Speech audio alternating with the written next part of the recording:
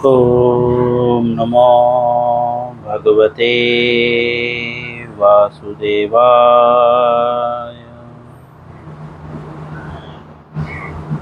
ॐ नमो भगवते वासुदेवाय।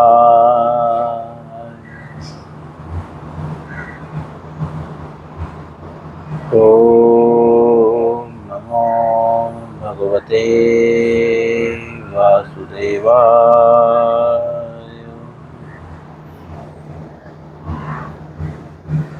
श्रीमद् भगवद गीता अध्याय 6वां श्लोक 10।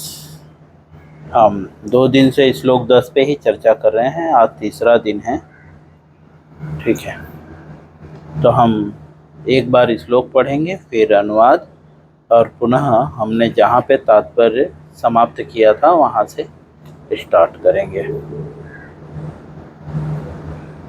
सभी लोग भगवद गीता अपने सामने रखें। योगी युज्यितो सतत मात्मानं रहसि स्थितः एकाकी यच्चित्तात्मा निराशीर परिग्रहः।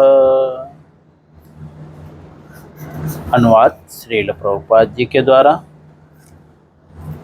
योगी को चाहिए कि वह सदैव अपने शरीर, मन तथा आत्मा को परमेश्वर में लगाए, एकांत स्थान में रहे और बड़ी सावधानी के साथ अपने मन को वश में करे।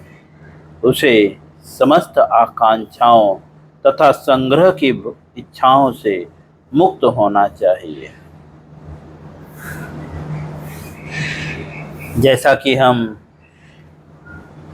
इस अध्याय के शुरू में ही पढ़े हैं कि जो कृष्ण भावना भावित व्यक्ति है वास्तव में वही सन्यासी है। कृष्ण भावना भावित व्यक्ति अर्थात जो प्रत्येक कार्य को कृष्ण के लिए करें, उसी का जो है वर्णन करते हुए भगवान यहाँ पे बता रहे हैं कि योगी को चाहिए कि उसका मन जो है समस्त प्रकार की आकांक्षाओं तथा संग्रह की भावना से मुक्त होना चाहिए। अर्थात जो वास्तव में सन्यासी है या जो योगी है, योगी में तीनों आ जाएंगे, जो ज्ञान योगी, ध्यान योगी और भक्ति योगी। तो चाहे वो भक्ति योगी हो या ज्ञान योगी हो या ध्यान योगी हो, तीनों को चाहिए कि वह संग्रह की भावना से मुक्त रहे, है ना। संग्रह मतलब कोई बताएगा? संग्रह का मतलब?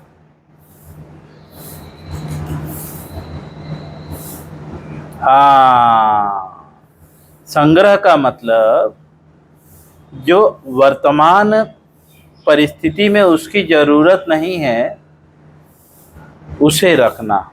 लाइक दिस सेविंग, इंग्लिश में उसे सेविंग बोलते हैं।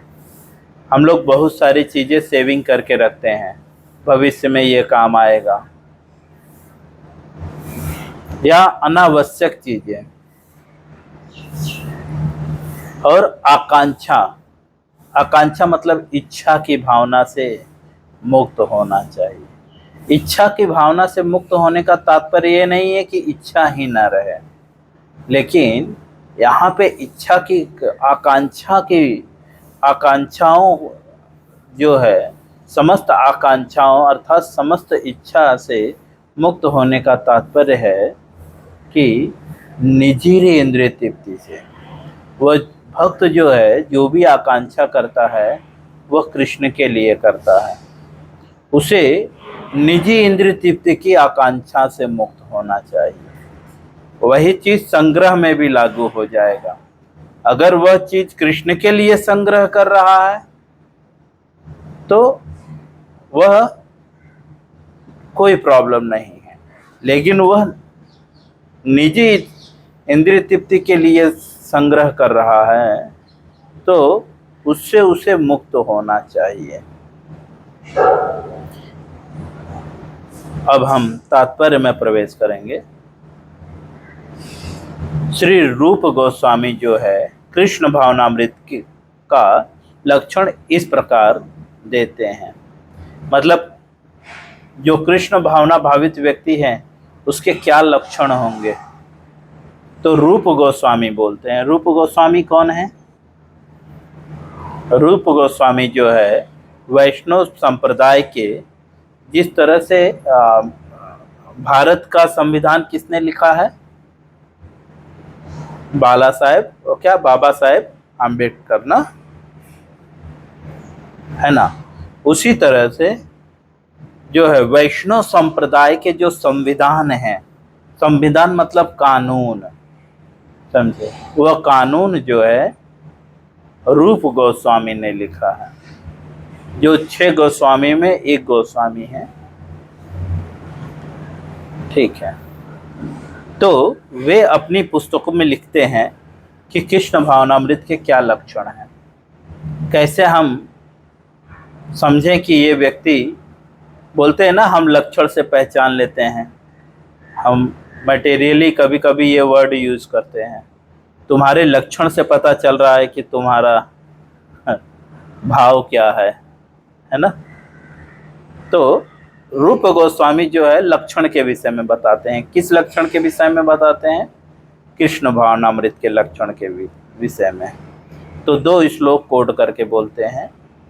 भक्ति रसामृत सिंधु 2 अध्याय के 255 से 256 श्लोक, 55 और 56, 255 और 256 श्लोक में जो है कृष्ण भावनामृत व्यक्ति के लक्षण बताते हैं। तो वह श्लोक कोट करते हुए बोलते हैं, अनासक्त विषयान यथार्हमुपयुज्यतः निर्बंध कृष्ण संबंधे युक्त वैराग्य मुच्यते। दूसरा श्लोक, प्राप्त श्री कर्त्या बुद्ध्या हरि संबंध वस्तुनः मुमुक्षुभि परित्यागो वैराग्य फल्गु कथयेत्। स्वरूप गोस्वामी बोलते हैं कि जब मनुष्य किसी वस्तु के प्रति आसक्त न रहते हुए कृष्ण से संबंधित हर वस्तु को स्वीकार करता है। अभी हम जो भी वस्तु को स्वीकार कर रहे हैं वो किससे संबंधित कर रहे हैं? आसक्त रहित होकर कर रहे हैं ना। प्रत्येक चीजों को, मोबाइल, लैपटॉप, जो भी चीजें, एक छोटी सी पेंसिल, एक कपड़ा भी है ना, ये मेरा कपड़ा है। हर चीजें जो है अभी हम आसक्ति की भावना से आसक्त होकर स्वीकार कर रहे हैं, हालांकि कृष्ण के लिए स्वीकार कर रहे हैं। लेकिन यहाँ पे बता रहे हैं जब मनुष्य जो है प्रत्येक वस्तु अनासक्त रहते हुए, वस्तुओं में आसक्त न रहते हुए, अनासक्त मतलब जो भी वस्तुएं हैं उसमें आसक्त न रहते हुए कृष्ण से संबंधित हर वस्तु को स्वीकार कर लेता है, किसी वस्तु का परित्याग नहीं करता, ऐसा रूप गोस्वामी बोलते हैं। हर वस्तु को स्वीकार कर लेता है, लेकिन किससे संबंधित? कृष्ण से संबंधित, स्वयं से संबंधित नहीं, कृष्ण से संबंधित हर वस्तु को स्वीकार कर लेता है। तभी वह परिग्रहत्व से ऊपर स्थित रहता है। परिग्रहत्व मतलब संग्रह की भावना, है ना। ब्रैकेट में श्रील प्रभुपाद जी लिखते हैं संग्रह भावना, ब्रैकेट में देखिए इसी श्लोक के पहले जो पैराग्राफ है उसके नीचे वाले लाइन में ब्रैकेट में करके लिखते हैं परिग्रह, उसके आगे लिखते हैं संग्रह भाव, ब्रैकेट में परिग्रह, अर्थात सेविंग करने की जो भावना है। तो परिग्रह तत्व से कब वो ऊपर उठता है? जब वह प्रत्येक वस्तु को स्वीकार करता है, लेकिन किससे संबंधित? कृष्ण से संबंधित। मम्मी से संबंधित नहीं, बच्चों से संबंधित नहीं, माता से, पिता से, इससे संबंधित नहीं। अर्थात अगर प्रचार के लिए उसे पढ़ाई जरूरी है तो वो पढ़ाई भी करता है, डॉक्टर बनता है, इंजीनियर बनता है, समझे, साइंटिस्ट बनता है, पर हर चीज हो सकता है, हर चीज करता होगा, लेकिन किससे संबंधित? कृष्ण से संबंधित, समझे। और कृष्ण से संबंधित कैसे होना चाहिए? तो उसका उपदेश जो है भगवान बता चुके हैं अर्जुन को कि गुरु के पास जाना होगा, क्योंकि गुरु ही हमें बताएगा कि किस तरह से हम जो वस्तुएं यूज कर रहे हैं उसका कृष्ण से संबंध है। और गुरु कहाँ से बताएगा? शास्त्रों से, वैदिक शास्त्रों से, समझे। वैदिक मतलब जो वेदों से जुड़ी हुई शास्त्र है, जो मनमानी ढंग से लिखी गई शास्त्र है वो नहीं, जो वेदों से जुड़ा हुआ है। बहुत सारे लोग बहुत सारे पुस्तकों को शास्त्र मान बैठते हैं, लेकिन वैदिक शास्त्र मतलब जो वेदों से निकला हुआ है उसे वैदिक शास्त्र बोलते हैं, समझे। तो वैदिक नियमों के अनुसार, वैदिक शास्त्रों में जो नियम बताए गए हैं उसके अनुसार एक गुरु के मार्गदर्शन में जो है हम धीरे धीरे हमें सीखना है कि प्रत्येक वस्तु कृष्ण से कैसे संबंधित है। जैसे अभी ये टैबलेट भी कृष्ण से संबंधित हो गया है ना। लेकिन अगर इसी पे मूवी देखा जाए तो क्या यह कृष्ण से संबंधित है? नहीं। लेकिन अभी वर्तमान में जो हम कर रहे हैं यह कृष्ण से संबंधित है ना। तो कृष्ण से संबंधित वस्तुओं को स्वीकार कर लेना है। आगे बताते हैं, दूसरी ओर जो व्यक्ति कृष्ण से संबंधित जो व्यक्ति कृष्ण से संबंधित वस्तु को बिना जाने त्याग देता है। दूसरी ओर जो है, जो व्यक्ति कृष्ण से संबंधित वस्तु को बिना जाने ही त्याग देता है, मतलब वो वस्तुओं को समझता नहीं है और त्याग देता है, उसका वैराग्य पूर्ण नहीं होता। ऐसे लोग पूर्ण वैरागी नहीं होते। पूर्ण वैरागी मतलब जो प्रत्येक वस्तुओं को जानता है कि ये कृष्ण के से कैसे संबंध है, उसका कृष्ण के साथ कैसे संबंध है। जैसे ज़ूम ऐप आया, कोरोना काल में जो है लोग एक दूसरे से मिल नहीं पा रहे थे, भौतिकवादी जन, तो उन्होंने एक ऐप निकाल दिया जिस ऐप में वे लोग एकत्र होकर वे विचार कर सकें, प्रजल्प कर सकें। लेकिन जो कृष्ण भावना भावित व्यक्ति हैं उन्होंने क्या किया, इसे कृष्ण से संबंधित कर दिया। अब हम उस पे क्या करते हैं, प्रवचन कर रहे हैं, क्लास कर रहे हैं, एक दूसरे से डिस्कस कर रहे हैं, है ना। तो ये चीज जब कृष्ण से संबंधित हो गई तो वो क्या है, परिग्रह के ऊपर उठ गया, अर्थात संग्रह की भावना नहीं है। ये भावना संग्रह की नहीं। आगे श्रील प्रभुपाद जी जो है तात्पर्य में लिखते हैं, कृष्ण भावना भावित व्यक्ति भली भांति जानता है कि प्रत्येक वस्तु कृष्ण की ही है। जो कृष्ण भावना भावित होता है अर्थात जिसकी भावना पूर्णतः कृष्ण की होती है। कृष्ण भावना भावित अर्थात भगवत गीता के 5वें अध्याय के 8वें 9वें श्लोक में बताते हैं, वह चलते फिरते खाते सोते उठते बैठते बस क्या सोचता है, मैं कुछ नहीं कर रहा हूं। तो कौन कर रहा है? कृष्ण कर रहे हैं। मैं कौन हूं? बस एक कठपुतली हूं। वो स्वयं को एक कठपुतली मानता है।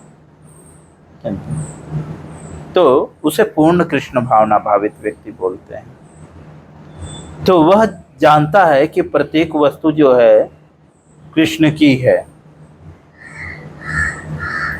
फल रूप, फल स्वरूप हम देखिए, हम बोलते तो हैं कि प्रत्येक वस्तु कृष्ण की है, लेकिन जानते नहीं हैं। आप अपने हृदय से पूछिएगा। देखिए कुछ चीजें क्या है कि हम बोल नहीं सकते, महसूस कर सकते हैं कि हम कितने पानी में हैं, है ना। तो ठीक है, बोलने की जरूरत नहीं है, लेकिन फील करिएगा कि क्या सच में हम कृष्ण की सेवा कर रहे हैं। क्योंकि वास्तव में हमें किसी को दिखाना नहीं है। यहाँ पे किसी को दिखाकर आप भगवत धाम नहीं जा सकते, समझे। आप ऐसा मत समझिए कि लोग आपको भक्त समझेंगे तो आप भगवत धाम पहुंच जाएंगे, बिल्कुल नहीं।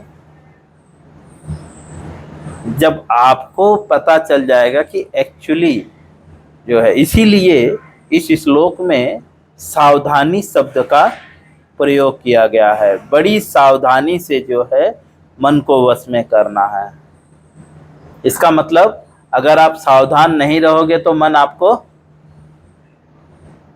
घुमा देगा। तो हम जो है, हमें लगेगा कि हम कृष्ण की सेवा कर रहे हैं, लेकिन हम भोग में लिप्त रहेंगे, समझे। और मन क्या बोलेगा? हम तो कृष्ण की सेवा कर रहे हैं, है ना।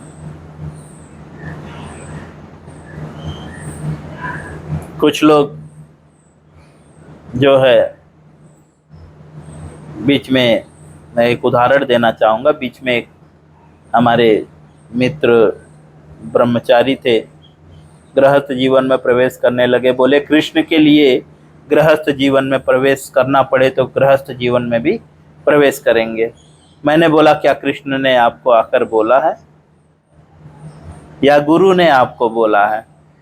जब आप दीक्षा ले रहे थे तब तो गुरु से आपने बोला कि मैं ब्रह्मचर्य का पालन करूंगा। तो बोले कृष्ण से संबंधित है ना, ठीक है। एक्चुअली वो कृष्ण के नाम पे इंद्रिय तृप्ति करना चाहते हैं। तो इसीलिए गुरु के मार्गदर्शन में रहना बहुत जरूरी है। हम पूरी तरह से तो अभी इंद्रिय तृप्ति से मुक्त नहीं हो सकते, जिस अवस्था की यहाँ पे चर्चा की जा रही है। लेकिन जैसा कि हमने पढ़ लिया है कि जो वैदिक नियम बनाए गए हैं वो क्रमशः धीरे धीरे भक्ति पद तक उठने के लिए बनाए गए हैं, है ना। तो वो कैसे? धीरे धीरे गुरु के मार्गदर्शन में क्रमशः हमें ऊपर उठना है। लेकिन अपने को शुद्ध भक्त नहीं जानना है, जो सत्य है बस वही जानना है, समझे। दिखावा नहीं करना है शुद्ध भक्ति का। आगे श्रील प्रभुपाद जी लिखते हैं, इस प्रकार वह अपने जो है जो कृष्ण भावना भावित व्यक्ति होता है, वह जानता है कि प्रत्येक वस्तु कृष्ण की है। फल स्वरूप वह सभी प्रकार से परिग्रह भाव से मुक्त रहता है। अर्थात वह स्वयं की इंद्रिय तृप्ति के लिए कोई भी संग्रह नहीं करता, वो भगवान के लिए करता है। इस प्रकार वह अपने लिए किसी वस्तु की लालसा नहीं रखता। वह जानता है कि प्रत्येक वस्तु कृष्ण की है, इसलिए वह संग्रह भाव से मुक्त रहता है और अपने लिए किसी भी चीज की लालसा नहीं करता। लेकिन हम तो लालसा करते हैं ना, भोग लगाते रहते हैं तो मन में रहता है कि भगवान को खिलाने के बाद जो है वो सारा 56 भोग मुझे मिलने वाला है। मंदिर में जाते हैं तो प्रसाद की लालसा रहती है ना। खिचड़ी की लालसा रहती है। तो हालांकि बेटर है, लेकिन यह लक्षण जो है, यह जो है पूर्ण कृष्ण भावनामृत, पूर्ण कृष्ण भावना भावित व्यक्तियों के विषय में बता रहे हैं। उसको ये भी लालसा नहीं रहती कि मंदिर में जाने के बाद मुझे प्रसाद मिलेगा कि नहीं मिलेगा। उसे बस एक ही लालसा रहती है, क्या मेरे कृष्ण संतुष्ट हैं, क्या मेरी सेवा से कृष्ण प्रसन्न हैं, क्या मैं कृष्ण की सेवा कर रहा हूँ। समझे? वह खाता भी है तो किसके लिए? ताकि ये शरीर चल सके, कृष्ण की सेवा में लग सके। वो पेट भरने के लिए नहीं खाता, वो स्वाद के लिए नहीं खाता कि मुझे आलू पसंद नहीं है, मुझे ये पसंद नहीं है। मतलब तो अभी तो हमारी पसंद और नापसंद पे डिपेंड कर रहा है ना। तो ये भी एक लक्षण है कि अभी हम पूर्ण रूप से कृष्ण भावना भावित नहीं है। कोई चीजें हमें इनडाइजेस्ट कर दे रही है, तकलीफ दे रही है। वस्तुएं अगर हमें तकलीफ दे रही है तो इसका मतलब अभी हम पूर्ण रूप से कृष्ण भावना भावित नहीं है। क्योंकि जो कृष्ण भावना भावित व्यक्ति है उसके क्या लक्षण है? दुखेषु नु दुग्नमना सुखेषु विगत स्प्रिय वेत राग भय क्रोध स्थिति धी मुनिरुच्यते। भगवत गीता 2 अध्याय के 56 श्लोक। जो त्रय तापों के होने पर भी विचलित नहीं होता, लेकिन हमें तो एक छोटी सी वस्तु जो है विचलित कर दे रही है। मुझे भी विचलित कर रही है। जैसे मुझे इडली जो है, मैं कुछ दिन से वॉच किया हूँ, मैं इडली खा लेता हूँ तो मुझे थोड़ा सा एसिडिटी होने लगता है। मतलब मैं भी अभी पूर्ण रूप से जो है एक इडली, देखिए एक इडली जो है हमें विचलित कर दे रही है भक्ति से। तो यह जो है लक्षण है कि अभी हम पूर्ण रूप से कृष्ण भावना भावित नहीं है। इस आगे वह जानता है कि किस प्रकार कृष्ण भावनामृत के अनुरूप वस्तुओं को स्वीकार किया जाता है और कृष्ण भावनामृत के प्रतिकूल वस्तुओं का परित्याग कर दिया जाता है। जो कृष्ण भावना भावित व्यक्ति है वो जानता है कि किस तरह से कृष्ण भावनामृत के अनुरूप जो है वस्तुओं को स्वीकार किया जाता है। अनुरूप मतलब जो भगवान के लिए जरूरी है, और प्रतिकूल मतलब जो भगवान बिल्कुल मना कर देते हैं। ऐसा नहीं कि जो आपको अनुकूल लग रहा है, जो आपको प्रतिकूल लग रहा है, जो शास्त्रों के अनुसार भगवान को अनुकूल है और भगवान को प्रतिकूल है। भगवान ने बताया है कि मेरे लिए क्या अनुकूल है और मेरे लिए क्या प्रतिकूल है। वह सदैव भौतिक वस्तुओं से दूर रहता है। भौतिक वस्तुएं मतलब जो कृष्ण भावना भावित होता है वह भौतिक वस्तुओं से दूर होता है। भौतिक मतलब जो स्वयं के भोग के लिए वस्तुएं हैं उससे दूर रहता है वो।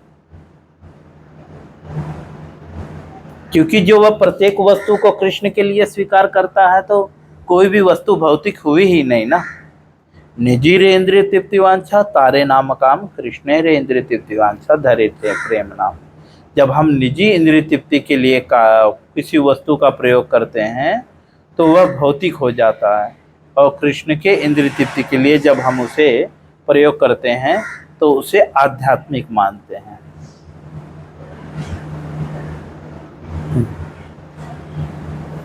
तो यहाँ पे जो है वह सदैव भौतिक वस्तुओं से दूर रहता है, अर्थात वो स्वयं की भोग की वस्तुओं से दूर रखता है।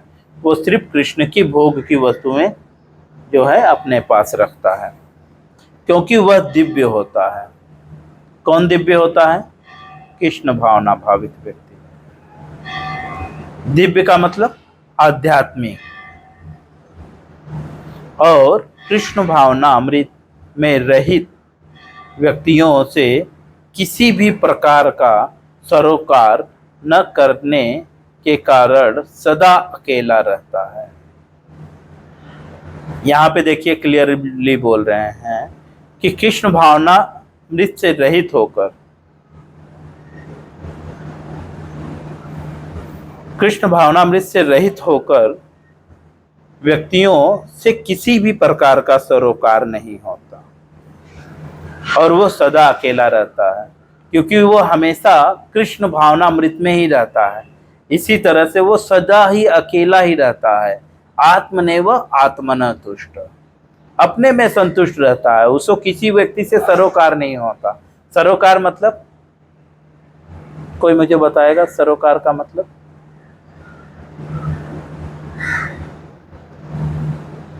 हाँ, लेन देन या किसी व्यक्ति का जरूरत नहीं रहता उसे, क्योंकि वो भली भांति जानता है। अवश्य राखबे कृष्ण विश्वासे पालन, वह यह जानता है कि कृष्ण उसकी रक्षा अवश्य करेंगे। अतः कृष्ण भावनामृत में रहने वाला व्यक्ति पूर्ण योगी होता है। इसलिए जो है कृष्ण भावनामृत में रहने वाला व्यक्ति पूर्ण योगी होता है। इस तरह से श्रील प्रभुपाद जी जो है भगवत गीता के 6वें अध्याय के 10वें श्लोक का तात्पर्य पूर्ण करते हैं। हरे कृष्णा। इससे संबंधित किसी को कुछ प्रश्न है?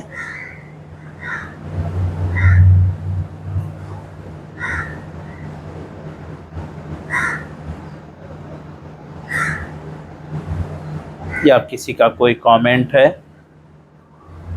समथिंग मैंने कहीं गलत कहा हो, क्योंकि मैं भी इसी कैटेगरी में आता हूँ, अपूर्ण की ही कैटेगरी में।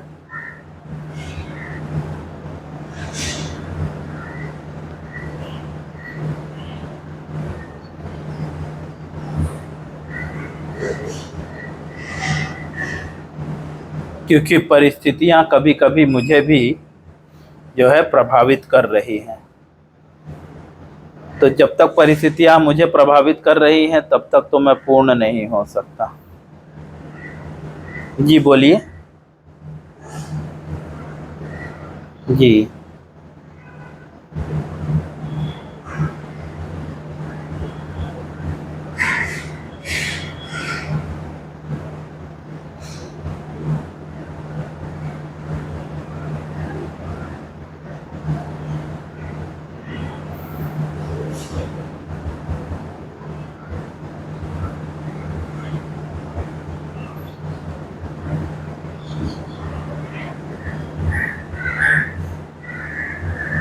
बेटर बेटर शुरुआत में अपनी इच्छाओं को ही भगवान की सेवा में लगाना है और धीरे धीरे आप अपनी इच्छाओं से मुक्त हो जाएंगे।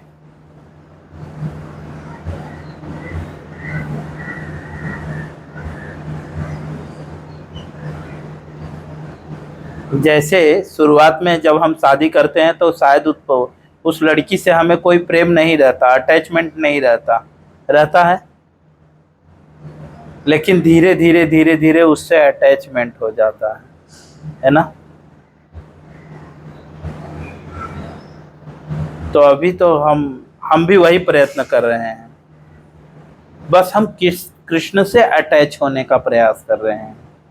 और इसीलिए अम्बरीश महाराज बताते हैं कि कैसे हम कृष्ण से अटैच हो सकते हैं।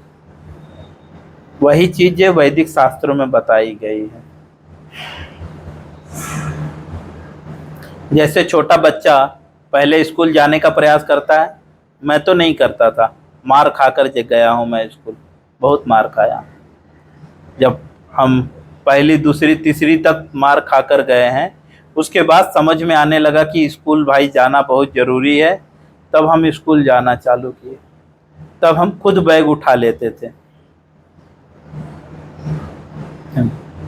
तो अगर बचपन में स्कूल हमें मार मार के नहीं भेजा गया होता, जबरदस्ती नहीं भेजा गया होता, तो हम आज यहाँ पे न बैठे होते, है ना।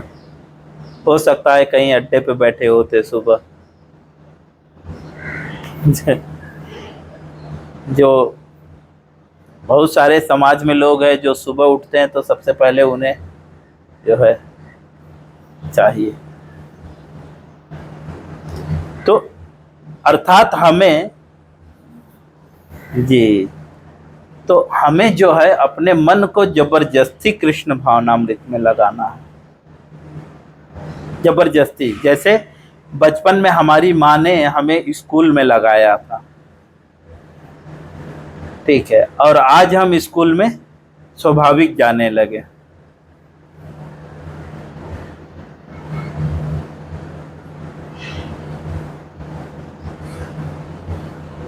जैसे जब नए नए लड़के स्कूल से पढ़ के पास होते हैं, निकलते हैं, तो उनको जॉब नहीं निकलता, जॉब जॉब नहीं मिलता उन्हें। लेकिन एक समय ऐसा होता है कि उनके पास जॉब की कमी नहीं होती। कब जॉब की कमी नहीं होती? जब उनके अंदर डिजायर करने की कामना आ जाती है, काम करने की कामना आ जाती है, पैसे कमाने की कामना आ जाती है। शुरुआत में तो वो डिपेंड रहता है ना, तो उसको जॉब ही नहीं मिलता है ना। देख, और एक समय ऐसा होता है कि जॉब से फुर्सत नहीं मिलता। एक जॉब छोड़ने से दूसरा जॉब लाइन में रहता है। तो शुरू में हमें प्रयत्न करना होगा। तो अभी तो हम प्रयत्न कर रहे हैं, जबरदस्ती मन को जो है भगवान की सेवा में, जबरदस्ती उसको प्रसाद खिला रहे हैं। चल भाई तुझे रसगुल्ला खाना है, चल भाई भगवान को रसगुल्ला भोग लगाओ। गुलाब जामुन खाना है, गुलाब जामुन भोग लगाओ। भजिया खाना है, भजिया भोग लगाओ। पिज्जा खाना है, पिज्जा भोग लगाओ। बर्गर खाना है, बर्गर भोग लगाओ। यह वैदिक प्रक्रिया है। इससे धीरे धीरे हमारी इंद्रियां जो है शुद्ध होंगी और हम भक्ति तक ऊपर उठेंगे। और जब हम शुद्ध भक्त बन जाएंगे तो अकाम सर्व काम मोक्ष काम उदारदी तीव्रेण भक्ति योगेन जजेन परमं पुरुष। भागवतम में बताया गया है, चाहे सभी प्रकार की कामना हो, चाहे मोक्ष की कामना हो, तीव्रेण भक्ति योगेन, अगर हम तीव्रता से भक्ति योग करेंगे तो सब हो जाएगा। ठीक है, हरे कृष्ण।